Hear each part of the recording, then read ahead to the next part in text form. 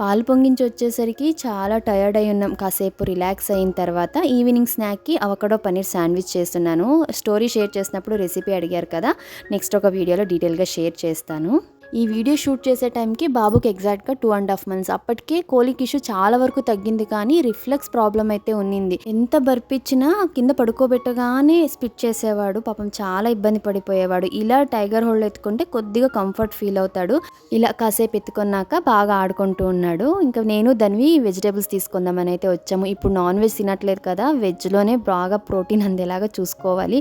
వీళ్ళంతవరకు green leafy vegetables, paneer, ఇంకా grains ఇవన్నీ include చేసుకుంటున్నా. గుత్తొంకాయ కర్రీ చేసి చాలా రోజులైంది అనేసి ఇవాళ డిన్నర్కి గుత్తొంకాయ కర్రీ, చపాతీ చేస్తూ ఉన్నాను. ఇప్పుడంతా ఎలా అయిపోయిందంటే డే ఎప్పుడు స్టార్ట్ అవుతుందో ఎప్పుడు ఎండ్ అవుతుందో తెలియనంత స్పీడ్గా అయిపోతుంది. ఇప్పుడు లేచామా అనుకుంటాం, ఆలోగానే నైట్ అయిపోతుంది.